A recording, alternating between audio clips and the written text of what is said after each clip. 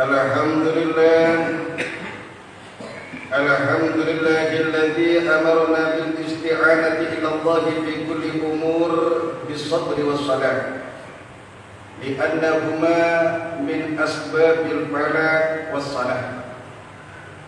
Asyhadu an la ilaha illallah wahdahu la syarika lahu wa asyhadu anna sayyidina Muhammadan abduhu wa rasuluhu la nabiyya ba'dahu. Allahumma salli wa sallim ala sayyidina Muhammadin asbarin nasi wa akhshaihim bis salam wa ala alihi wa sahbihi tabi'is sunnah, amma ba'du. Fa ya ma'asyiral ikhwan rahimakumullah, usikum ana wa nafsi bi taqwallah faqad faza man khafahu wa taqa.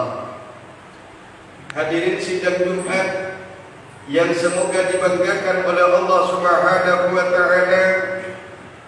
Pertama-tama marilah kita bersyukur kepada Allah atas segala nikmat yang telah Allah berikan kepada kita, yang mana setiap detik kita ada rahmat dan nikmat dari Allah Subhanahu wa taala yang wajib kita syukuri.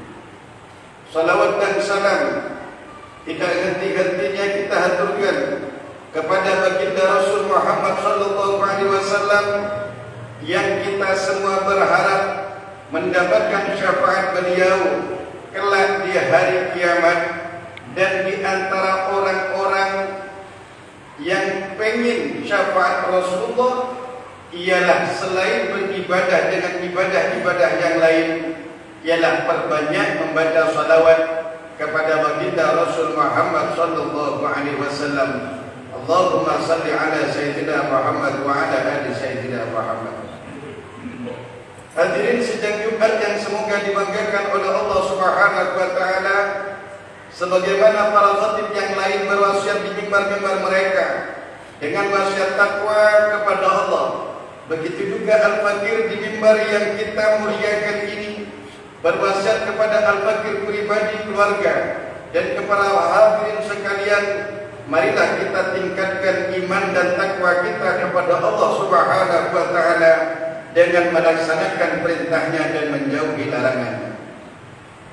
Manusia hidup di dunia ini diciptakan oleh Allah Ta'ala hanya untuk beribadah kepada Allah.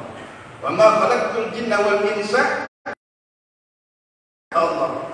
Tidaklah aku jadikan jin dan manusia itu kecuali hanya untuk menyembahku, kata Allah. Namun harus ingat, hidup di dunia adalah kehidupan yang penuh dengan tantangan. Manusia ujian yang Allah berikan kepada kita, yang Allah ujikan kepada kita, maka dalam hal ini Allah Subhanahu wa taala telah memberikan cara kepada kita.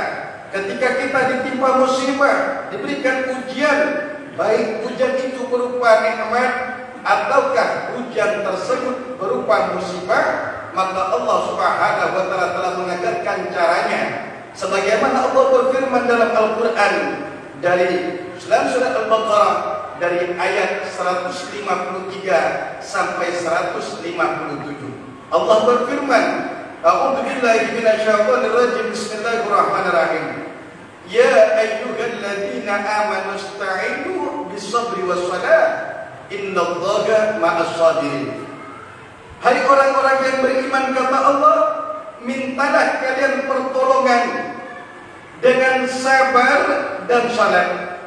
Artinya ketika kita diuji oleh Allah, kita diperintahkan oleh Allah untuk sabar. Dan ketika hati kita tak mampu menghadapi ujian tersebut, maka Allah perintahkan dengan cara yang kedua, wassalah, ambil wudu, lalu salat, hadapkan kepada Allah bahwa kita adalah milik Allah dan setiap milik Allah Ta'ala pasti akan kembali kepada Allah.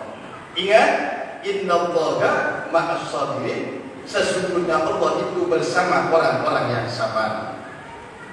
Wala taqulu liman yuqtalu fi sabilillahi amwat. Dan ingatlah kata Allah, jangan sekali-kali kalian katakan bagi orang yang terbunuh di dalam membela agama Allah itu mati, mereka tak mati.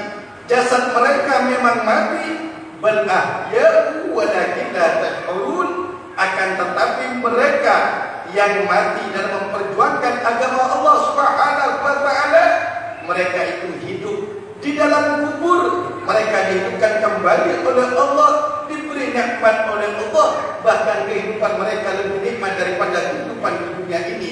Akan tetapi la tash'urun, kalian semua, kita semua tidak tahu akan kehidupan mereka di sana. Kemudian semua kita sebagai hamba pasti masuk dalam ayat selanjutnya, di ayat yang ke-155 ini. Apa kata Allah? وَلَنَبْلُوَنَّكُمْ بِشَيْءٍ مِنَ الْخَوْفِ وَالْجُوعِ وَنَقْصٍ مِنَ الْأَمْوَالِ وَالْأَنْفُسِ وَالثَّمَرَاتِ. Dan sungguh kata Allah, benar-benar kami akan menguji kalian, akan mencoba kalian dengan sedikit rasa lapar. Kita diuji oleh Allah dengan lapar, haus dan lain sebagainya. Dengan sedikit rasa khawatir, kita khawatir kehilangan harta kita, khawatir kehilangan keluarga kita, khawatir kerugian dalam usaha kita. Wal-ju', dan kita diuji lagi oleh Allah Ta'ala dengan rasa lapar. Wa nafsin minal amwal wal anfusi was samarat, dan kita diuji oleh Allah Ta'ala dengan kekurangan jiwa. Anak yang sedang kita sayangi ternyata meninggal dunia, istri tabrakan, na'udzubillah min dzalik, suami begitu juga, dan seterusnya dan seterusnya. Kemudian wal anfusi minal amwali wal anfusi was samarat, harta kita ternyata hilang, berusaha dengan orang lain ternyata diakal-akalin dan lain sebagainya. Was samarat, dan kita diuji pula oleh Allah Ta'ala dengan kekurangan buah-buahan. Menanam padi misalnya, ternyata tidak sesuai dengan hasil yang kita harapkan. Tetapi apabila ketika kita diuji oleh Allah Ta'ala dengan hal tersebut, lalu kita sabar, maka Allah Ta'ala katakan, wa basyiris sabirin. Allah kirim salam kepada Rasulullah SAW untuk memberikan kabar gembira kepada orang-orang yang sabar. Lalu kita bertanya, siapa orang-orang yang sabar? Alladzina idza asabathum musibah qalu inna lillahi wa inna ilaihi raji'un. Orang yang sabar ialah orang-orang ketika ditimpa musibah, diberikan musibah dalam harta mereka, dalam keluarga mereka, dalam jabatan mereka, dalam jasad mereka, mereka berkata, qalu inna lillahi, kami sesungguhnya milik Allah, harta benda kami milik Allah, jiwa raga kami milik Allah, seluruh yang ada di kami milik Allah. Wa inna ilaihi raji'un, dan sesungguhnya kami semua, kita semua dan semuanya itu pasti akan kembali kepada Allah Subhanahu wa ta'ala. Jika seorang hamba ketika diuji oleh Allah tadi mengatakan inna lillahi wa inna ilaihi raji'un, maka apa kata Allah? Ulaika alaihim salawatu min rabbihim rahmah. Mereka-mereka yang diuji sabar, mengucapkan inna lillahi wa inna ilaihi raji'un, kembali kepada Allah, mereka mendapatkan ampunan Allah, dibangga-banggakan oleh Allah. Wa ulaika humul muhtadun, dan mereka-mereka lah orang-orang yang mendapatkan petunjuk dari Allah Subhanahu wa ta'ala. Dan ingat bahwa setiap yang Allah ujikan kepada kita, kalau itu berupa musibah, bukan berarti Allah Ta'ala benci kepada kita. Boleh jadi kita sakit parah, dengan sakitnya dia berusaha untuk sholat kepada Allah, sujud kepada Allah. Artinya jangan sampai dengan adanya ujian nikmat kita lalai dari perintah Allah, dan jangan pula dengan ujian musibah kita meninggalkan perintah Allah. Andai kata tubuh ini tak bisa kita bawa untuk menyembah kepada Allah, maka Allah sungguh menunggu ibadah lidah dan hati kita untuk menyebut nama Allah, entah itu dengan istighfarnya, entah itu dengan la haula quwata illa billahnya, entah itu dengan hasbunallahnya, entah itu dengan salawatnya kepada Rasul Muhammad sallallahu alaihi wasallam dalam rangka mendekatkan diri kepada Allah. Karena kata Nabi, ma usibah abdun bi musibatin, tidaklah seorang hamba diberi musibah oleh Allah dengan satu musibah illa lidzambin lam yughfar lahu illa biha. Ada kalanya dia punya dosa banyak maksiat, tapi tak ada amalan untuk menghapus dosa tersebut. Bahkan tidak ada istighfar yang keluar dari hati dan lidahnya untuk menebus dosa tersebut. Lalu Allah berikan penyakit, berikan musibah dengan catatan insyaallah Allah Ta'ala akan mengampuni dosa kita. Atau kita orang baik ternyata masih diberi musibah oleh Allah Ta'ala, darajatin lam yakun yabluwa ila biha. Ada kalanya kita punya derajat yang tinggi di sisi Allah, tapi dilihat dari ibadah kita ternyata tak mampu untuk menggapai derajat yang Allah berikan tersebut.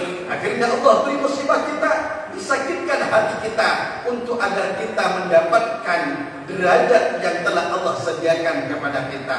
Yang penting intinya, ketika kita diberikan ujian nikmat oleh Allah, maka syukuri nikmat tersebut dan jangan tinggalkan sholat. Ketika kita diuji dengan musibah oleh Allah Ta'ala, berusaha untuk sabar dan jangan tinggal pulakan sholat.